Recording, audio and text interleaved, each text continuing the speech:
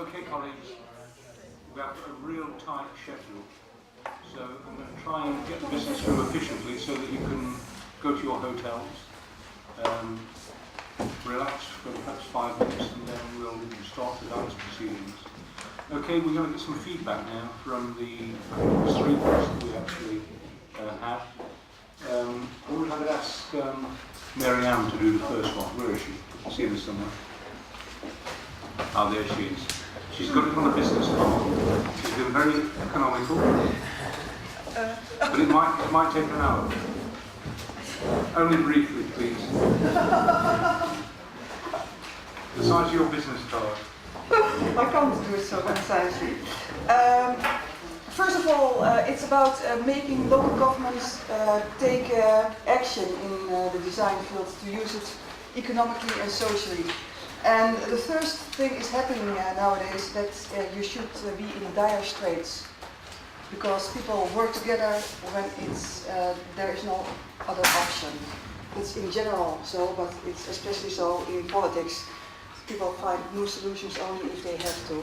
The other thing is that what are ways of really finding people who are doing things, so meeting each other.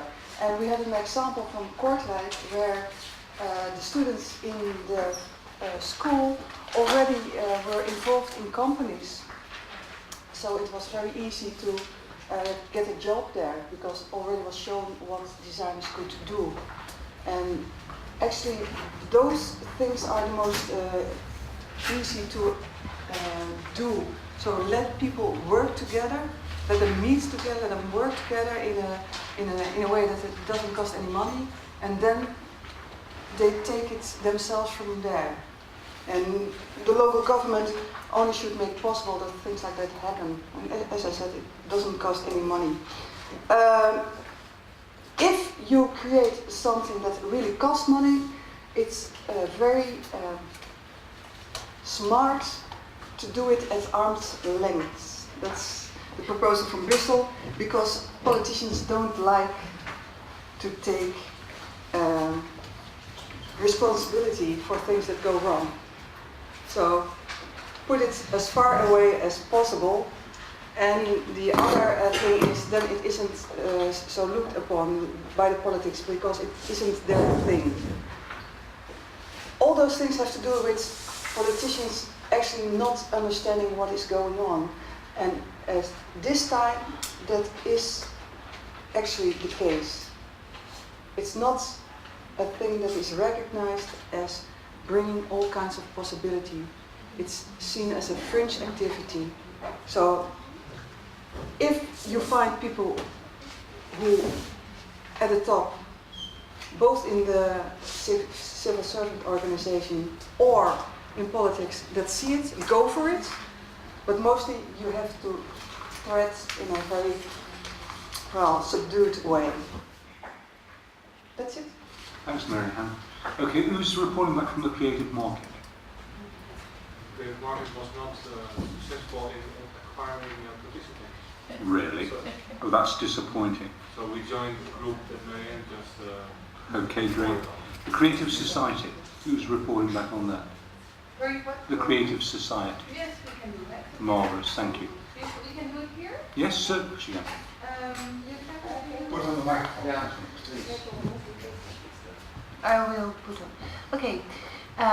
First of all, what I understood from the people that were joining us in the visit to the Tea House, an initiative of young designers in an Eindhoven neighborhood with lots of social problems, that people enjoyed much the field trip, and that it's recommended for other meetings maybe in future.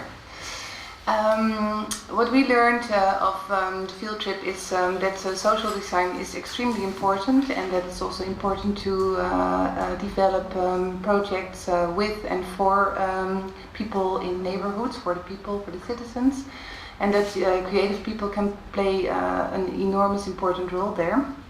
So I think it was considered as being an enormous good practice for other people that joined us in the visit, and I also had the idea that I think there are other initiatives in other cities, which I really would like to know a bit more about. But some of them were really also, I think, kind of surprised, and maybe the surprise is also in the fact that the Eindhoven municipality is quite aware of these initiatives taking place and are supporting these initiatives, and other public or private partners are also supporting this initiative. So it's really a very good example also of a public-private partnership, which is, I think, extremely important as well, because they are also capable of gathering money of big companies that really are very interested in having a more social image, and they like to invest in these kind of positive projects. So I think you could imagine that there are other projects thinkable in this field, but they should, I think, the best is that they really are created by the people themselves, as we call it, humuslaag. And your secretary knows the word humuslaag now, so he is quite well aware. Thanks very much for that very comprehensive report back. Your point about doing field trips at future meetings is well taken. I think that this afternoon has been extremely informative, and I would like to thank Rob for organising this. I think that we've learnt a lot. And I think this is one of the functions of this organisation. It's about disseminating best practice. And I think that this afternoon we've seen some really, innovative projects which we could all go back and emulate. So we will certainly be looking at that in the future. Right, the final theme was creative knowledge. Who was reporting back on that? Should I do that? Marvellous. I did? Cardiff, Yeah. marvellous. Okay. Our discussion seemed to centre on barriers to getting knowledge institutions to interact with creative industries, and those barriers were seemed to come from difficulties with funding. So one of the things we identified, certainly in the UK, is that funding seems to happen in streams, particular narrow streams, and the word creative doesn't necessarily sit within there. And so there might be funding for sub-themes of creativity in a wider sense, such as lots of funding for science, lots of funding for engineering. I say lots, I mean relatively lots. But nothing that really kind of looks at that overarching aspect of what is creative industries. And one of the things that I think we discussed was the different interpretation of creative industries and creativity in industry being sometimes viewed as two very different things. Creative industries often being viewed as being small micro companies creating craft type output, whereas I would argue that creativity is a much wider activity, and so it might be difficult. It might be difficult in terms of talking about creative industries in getting that type of funding upstream to a wider industrial output. The other thing we talked about was the fact that there seems to be many networks of one form or another that will bring together the partners for your quadruple helix. But there doesn't seem to be much out there that will help to sustain those partnerships. And again, this is a funding issue. With the industrial partner might be some large company with a long established heritage in innovation, such as Philips or Nokia, or with us, Sony Ericsson. A lot of the opportunities are likely to come from small companies. And when you're working with small companies, SMEs, trying to get them to engage with creativity and innovation, often they've not done this before. And so they don't have the confidence to be putting in the kinds of R&D outlay. So I think there's a barrier there in creating funding streams that will specifically try to foster this creativity in industry and in SMEs. I think that was probably what we covered. Okay, thank you. Are there any questions or any comments to any of the individuals who've given feedback? Yeah. I have still one thing to add maybe to what I just said. What was very nice was that these young people are also working together with other neighborhoods and neighborhood initiatives in other cities, and that they had best practices. They have a nice booklet now. They are going to discuss it tomorrow. And in these booklets there are all these neighborhoods with their strengths and their weaknesses, but also their projects and the people who are contacted and involved target groups, which is a bit with what we wanted to do initially, but we did not really have the time, with our Getting Europe in Shape. You come to, okay, then it's okay. I just wanted to emphasize that it's a very useful tool. Okay, great, thank you. Are there any other questions or comments? If not, we're making tremendous progress, I think. Right, we're now coming to an item that Michael is going to lead on, and certainly there's going to be a presentation by Claire Newman from Nantes. And Michael's going to talk about the findings of Jim Shorthose's report, which we've been collating over the last 2 meetings. So Michael, if you could give us some feedback thus far. Okay. If people have got the report with them, I'll concentrate my comments on pages 2 and 3 of the report, which is the executive summary. Okay, I'll give people a minute or two to find that. We've had 30 responses so far to the questionnaire, which is about 25% of the membership of Eurocities, and I think it's beginning to give us a pretty good picture, though it would still be helpful to continue to receive further questionnaires. What I'll do is I'll direct my comments, I think, to those parts of the survey which give us a picture of what cities are doing to support the creative ecology, I think we've called it. I think you're right to say, for the benefit of Dutch listeners, the Hummerslag, getting there. And it's this creative ecology which is really providing the magic ingredient, the chemistry that enables creative businesses to develop. If you look at the elements of that from the research, 75%, so three quarters of our cities have commissioned research. I'll give a few examples, particularly drawing on the examples of cities who are here today. But Rotterdam has done a series of studies since 2004. Gijon, recent surveys. Nottingham, creative people, places and businesses. Manchester, Creative Industry Development Service have undertaken research. And interestingly, 2 cities, Bergen and Turku, have done joint research on this through the Nordic Innovation Centre. Perhaps a reflection there is that we still need to do more to share that research. We still need to develop some common methodology, and perhaps above all we need some common measures of impact and what difference we're making.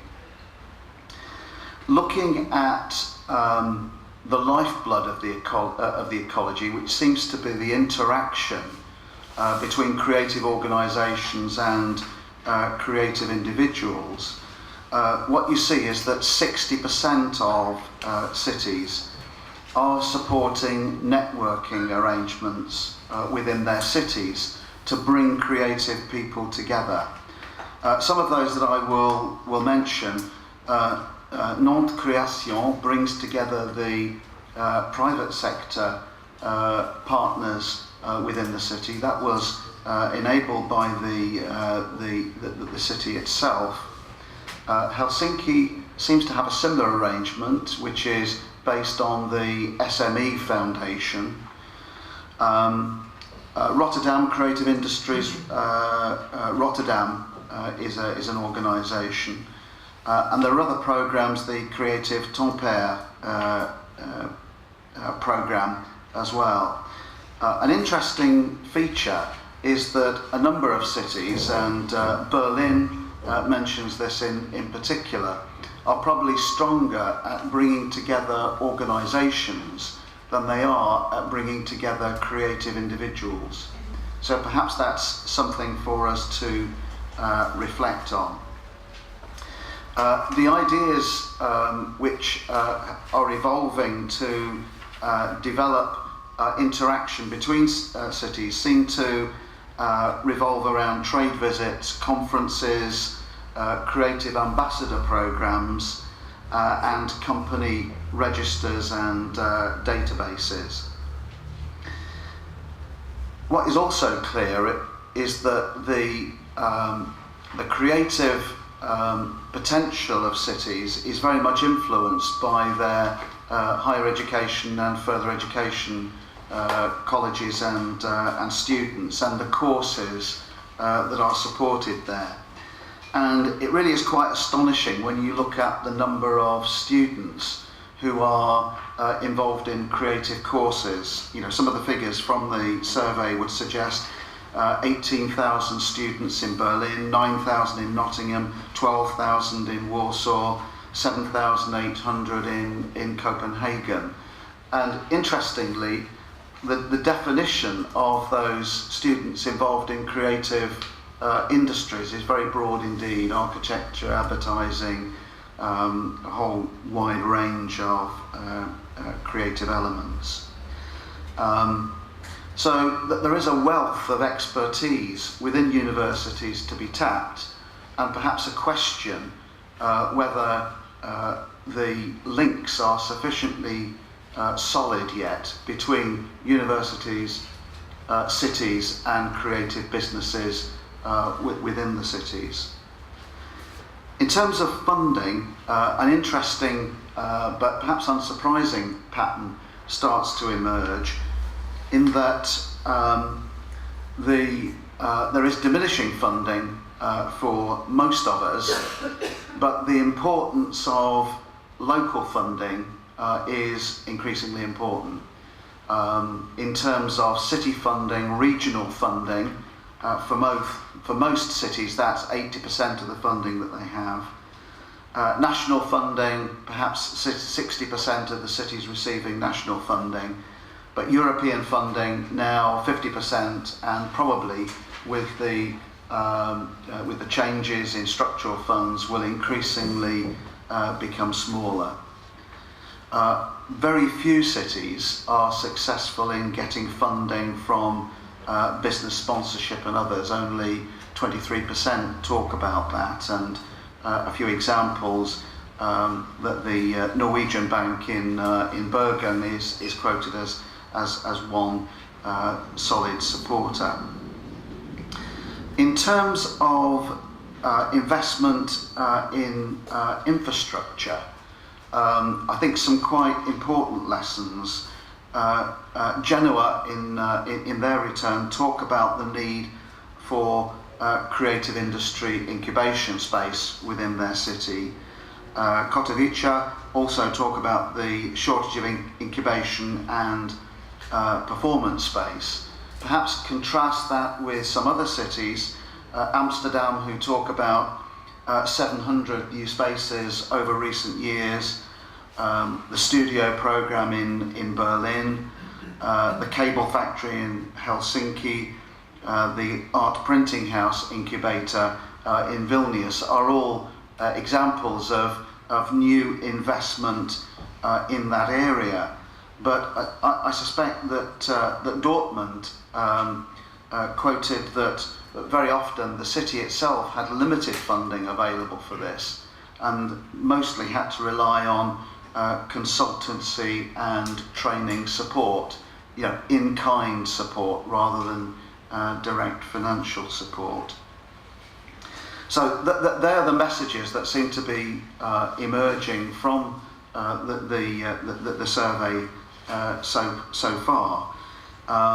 Perhaps raising a series of issues that we need to take forward in the paper that we eventually submit as part of the contribution to the Green Paper, but perhaps particularly picking up points about research, the ecology, contribution of education, the importance and role of funding, the sort of infrastructure that is needed, and how we can continue to share learning between cities on what works well.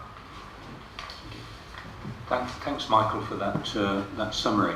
Can I just say that Dr. Jim Shorthose is trying to secure support and funding from Trent University to develop this survey even further. He thinks that he can actually make it even more relevant to the work we're doing, so that could be a very important piece of work. Right, now I'm going to ask Claire Newman to actually...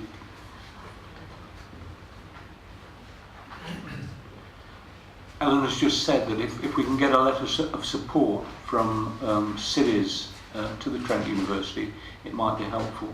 I've already sent one on behalf of Nottingham City Council and Eurocities Culture Forum, but clearly he will need some support. But if we can get Trent University to fund this work, then it will actually help us immensely, I think. Right, Claire's going to talk about the project, ECHI project, which has come up with some very good recommendations. I think, again, recommendations that we can actually incorporate into the work that we're actually achieving. Claire. Thank you. In the interest of brevity, because I think we've overrun the time, I'll keep it very short. Julie very kindly put a document on the members area. It's a document that the ECHI network produced last year, and that we submitted to the European Parliament when they were working on the recommendation on cultural and creative industries. We had some success with that, and we're also invited as a network to speak at a public hearing that the Parliament organised last year. So this document you'll find on the members area if you're interested. We focused on 3 areas of comments: skills and training, access to finance, and how to promote the sector. And it's very much comments from a city perspective. So we would be very, very happy to share these comments and also other data that we've generated in the course of our work in this much smaller network. Just to recap, the network is led by my city, Nantes. Our host city today is also a participating member, Eindhoven. We have Utrecht, Aachen in Germany, Angers, Rennes, CEDA from the UK, which is the Creative Industries Development Agency in the north of England. So we have an interesting mix of participants. And also, just to update you, we've got funding to do a new project and kind of perpetuate this network in a new project called ECHI Innovation. So we're continuing work on business support to the sector, and we have other Eurocities members in the network, including Dublin, Birmingham, the University, and Eindhoven. So we're very much keen to work in tandem with this working group and to share the information, that data that we will generate. So perhaps at a subsequent meeting I could give a more comprehensive presentation. But we do have information to contribute. Thanks, Claire. There's no doubt that the recommendations that you've drawn up actually resonate with the concerns that many of us have, particularly in terms of funding of the sector and indeed training. So, I think we're all singing from the same hymn sheet, and I think that we do need to get this message over to the European Commission, that these are the areas where we need to concentrate. So I think we do need to work together on those recommendations. Are there any questions to Michael or to Claire on the presentations you've heard? Obviously it's an ongoing process, and obviously at the next meeting we'll have a further update. Are there any questions or comments? No? Sorry.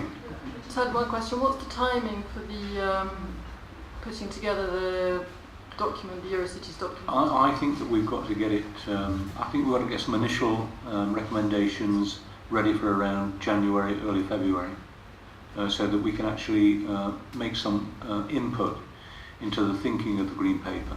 Then we'll have a second opportunity to actually comment on their paper when it's published. So it'll give us almost 2 stabs at it. Okay. Any further questions or comments? If not, we now come to the work programme. I know it's only just been circulated, and I must apologise for the fact that many of us are having difficulties with the members' area. I know that documents are being uploaded rather late, and you've got very little time to read some of the documents. Apologise for that. I know Eindhoven have been extremely busy because of the design week, and we can understand why there have been difficulties. It is straightforward. I don't know whether Alana, you want to mention anything in the work programme?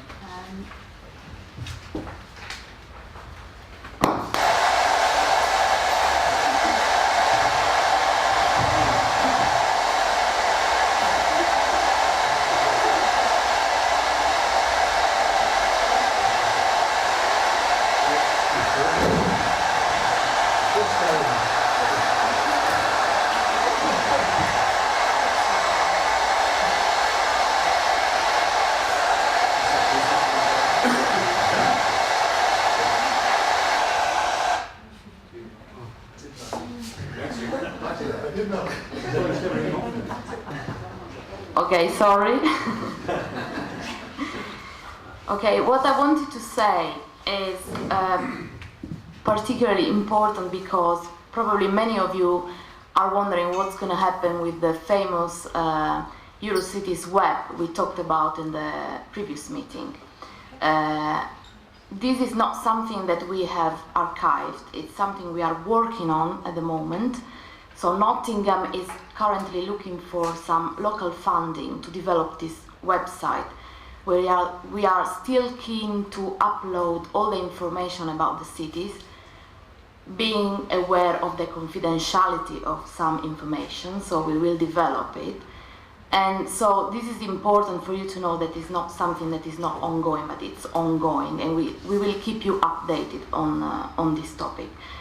And at the same time, some of the members have asked me about Interreg or Urbact in relation to the development of a platform we talked about in a previous meeting, which is the digital business ecosystem. You know that the previous Urbact wasn't successful, but we are looking at new opportunities at the moment.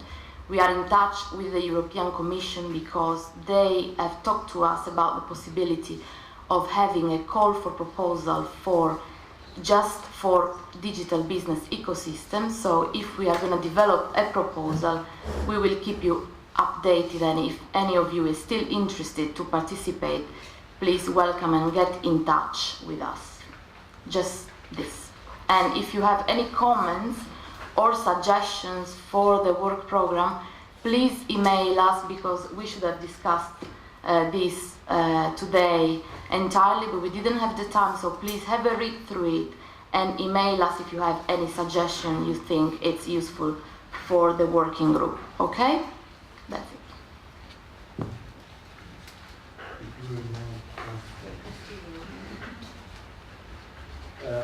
Are there any questions to Eleanor? No? Okay, we now come to the final session. I think that today's proceedings have been extremely well organised by Eindhoven. I think this afternoon session in particular has been very helpful in terms of looking at best practice. And no doubt about it, I think many of us have learned a great deal from Eindhoven and can take back ideas to our own cities. So clearly it's something that I hope we're going to replicate at the next meeting. Now we have 3 meetings scheduled. The next meeting will be in April, and that will be in Tampere,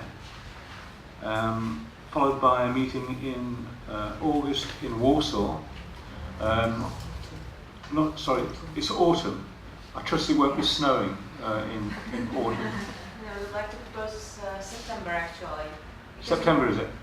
Okay, but it won't be snowing. No, promise.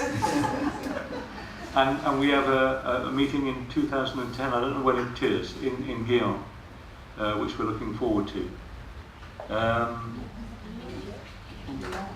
In Spain. Yeah.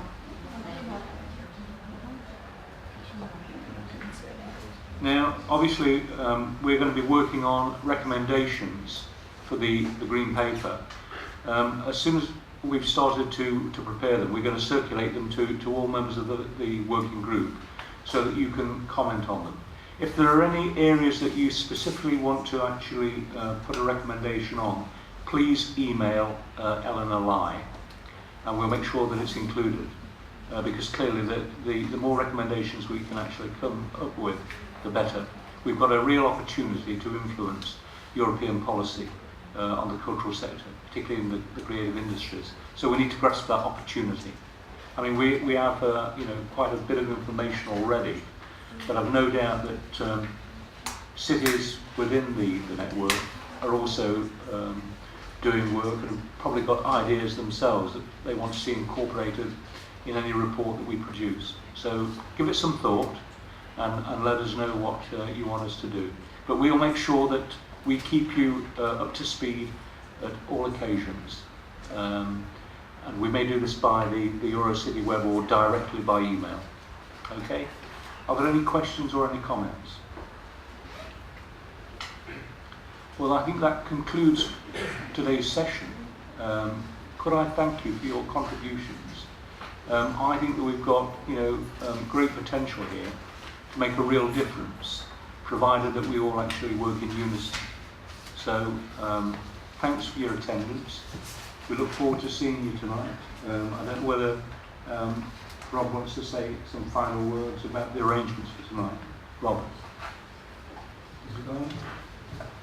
It's okay, I can say it without a microphone. 2 things. Thanks for coming to Eindhoven. We are working on giving it a follow-up too. The work that Jim Shorthouse did with his report is very important for this.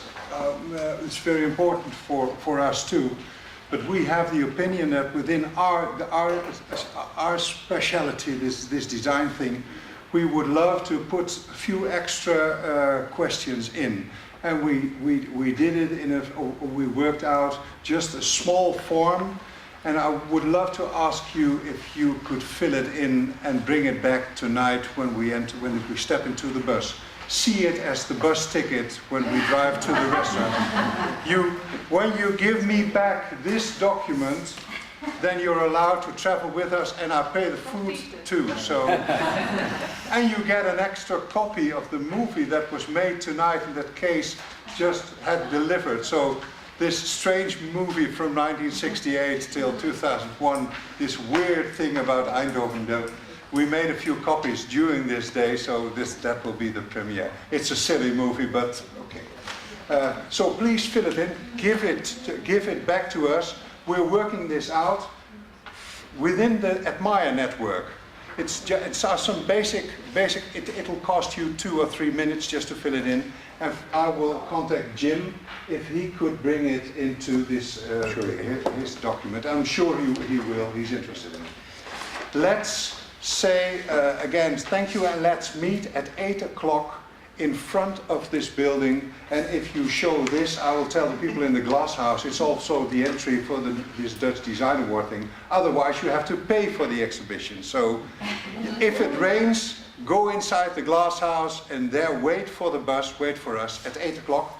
Then we go back to the Philips area, but to another side of this white building where Kitchen Confessions, a food designer group, that is preparing a meal for us, which we have no idea what it's about, what it can be. It's really their responsibility to have us excited about food and food things. But there will be drinks around too, so don't worry.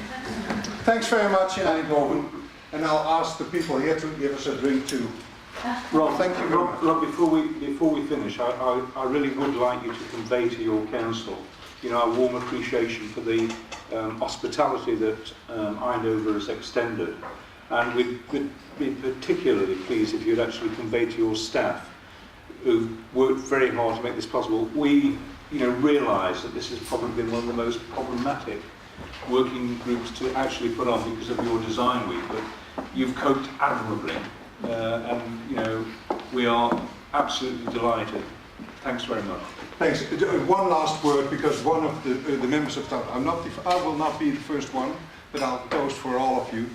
The members of staff that are with me are Willem, who's on the right, are Ingrid, who's there on the right in the back case, and I haven't forgot, so let's give them a hand. They did the job.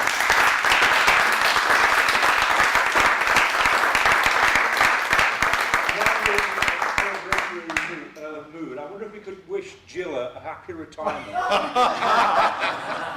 Say something. No, you no. Ladies and gentlemen, the City of Eindhoven. Oh. And Eurocities, yes.